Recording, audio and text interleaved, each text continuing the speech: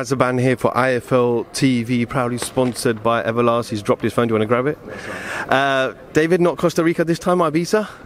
Yes, yeah, it was nice. It was nice little energy out there, good vibe, very relaxing, very tranquil, yeah, connecting.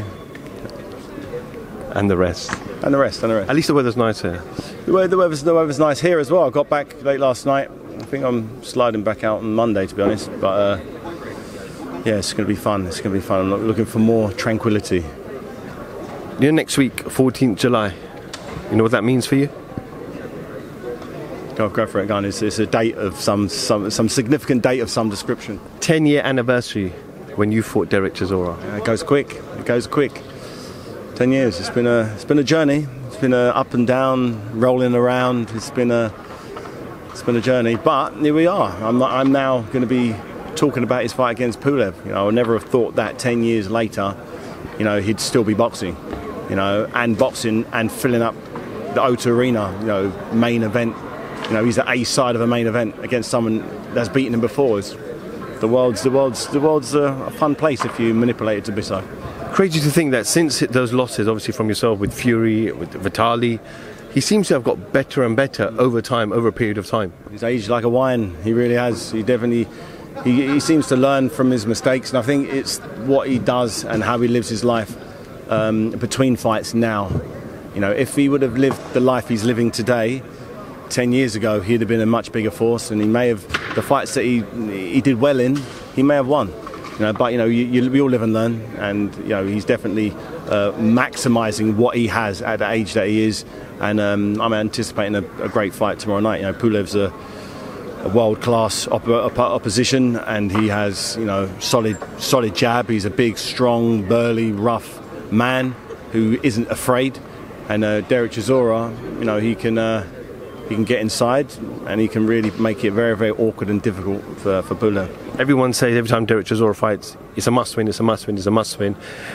What is it? Is it a must-win? Is it how he loses? You know, how do you see this? I don't really look at it that way. You know, he's lost his last 3 fights. He's lost 13 professional fights. Usually someone would be considered on the scrap heap, but the fact that he pushed the current unified heavyweight champion, you know, a couple of years ago, to the absolute wire, to the point where everyone's worried about the scorecards, it shows that he's an elite heavyweight, and you have to be super elite, world level, to be able to beat him. And you know, is Pulev? You know, Pulev's had his opportunity on 2 occasions against Vladimir Klitschko and Anthony Joshua, fell short. Is he going to be the guy to go out there and absolutely drill Derek Chisora and stop him? He wants to do that, I'm sure, but Derek isn't that easy to knock out. You know, not many people have done it. David, obviously, just moving away from this fight, Joshua Usyk is not far away now. I just want to get your comments first. Johnny Nelson said, I don't know if you heard, Usyk is a average southpaw. I'm sure he didn't say it in that context. No, Johnny Nelson is a master of boxing, particularly long-range boxing. Who's a good southpaw himself. So he's definitely. I don't believe he believes he's an average southpaw. He was the undisputed cruiserweight, and he's now the unified heavyweight. So if you consider that, there's nothing average about what he does. He's extraordinary in what he does, and I definitely feel, you know, Johnny Nelson was probably trying to get a couple of headlines from saying that, but he's. I think if Anthony Joshua pushes the rules. You have the rules. For instance, last time AJ was in close quarters with Usyk, he stopped doing everything, and they clinched like this, stood up just as tall as this, and waited for the referee to say break. Then they respectfully stood back and then came back, and no, that doesn't work against Guy. When he's inside, as soon as Usyk's head's anywhere near him, he needs to be clubbing it with whatever he can, forearms, elbows. If he's not, I'm saying, if I said it earlier on, if he hasn't had a point taken off him, he's not trying hard enough. He needs to go, the line's here, you need to just be over the line till the referee says you can't do that. Stop trying to choke him out. Whatever it takes, he's just got to use the big physical specimen that he is to just drain as much energy out of Usyk. Because once Usyk has lost that snap and that spring in his step, you know, AJ's then got a very, very good shot of stopping him. David, a lot of people say new trainer. By the time they get in the ring, it'll be almost 11 months. Different country. That pressure, it's almost a must-win fight for Joshua. Or these heavyweight fight, we always say that it's a must-win fight. From the perspective that the titles, he might not get that shot. Fight he's ever had is a must-win fight. You know, no one accepts that this fight, I can lose this fight. It's all right. No, every fight is a must-win fight. Unless you're a journeyman, then it's not. But anyone, particularly if the world champions and looking at being a world elite fighter, you have to win the fight. And I definitely feel sometimes a fresh change is good.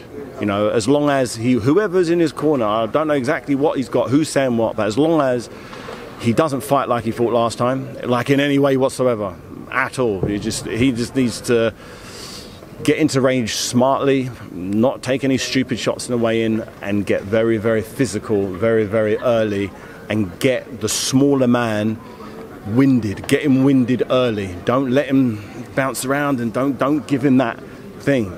Double jab your way in, clinch, bang, bang, bang, lean on him. Look how Lennox Lewis used to fight some of these smaller guys, or Tommy Morrison, even Mike Tyson, or you know, he used his size, he used his weight, always leaning on the back of him. You know, I didn't see AJ do that once. You know, so I hope that he's got sparring partners lined up, and his coach is saying you got 2 rounds to get this guy out.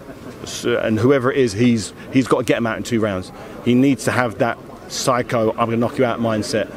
Because if he wants to start, okay, you jab, I stay back, and tries to get clever, he's going to be out-clevered by the cleverer fighter. So don't play the game of the cleverer fighter. Just be the bigger, stronger, more athletic, the harder-hitting fighter, and apply that. It sounds easy as I'm saying it, but it ain't.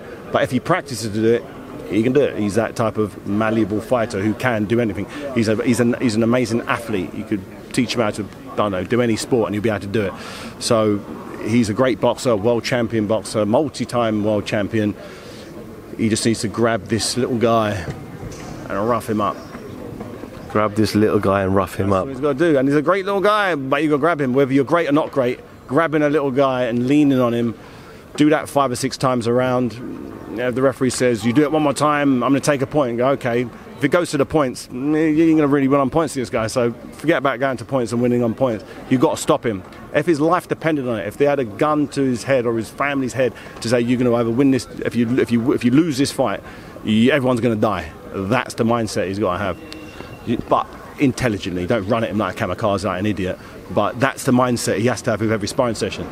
Is this sparring session going to get me any more of a chance to win this fight here? So if he's only touching jabs and flicking bats, they ain't going to do nothing. You mentioned that Lennox Lewis, the last undisputed heavyweight champion. Currently, Tyson Fury's retired. He's still got the WBC belt. He's not retired. Is he not? Have they taken his WBC title off him? Not yet. Then he's not retired. When his WBC title was taken off, then he's retired. He's currently the current WBC heavyweight champion of the world. He wants 500 million. Realistic? I don't know. If someone's willing to pay him, if you can find someone to pay it, then yeah. David Haye type bank balance? No. That's just a half a bill. That's just a bit much for me. But if someone's willing to pay it, good luck to him. He deserves it. If someone's willing to pay you whatever it is, you deserve that money because you're getting paid that money. I don't take it that seriously, though, to be honest. You don't?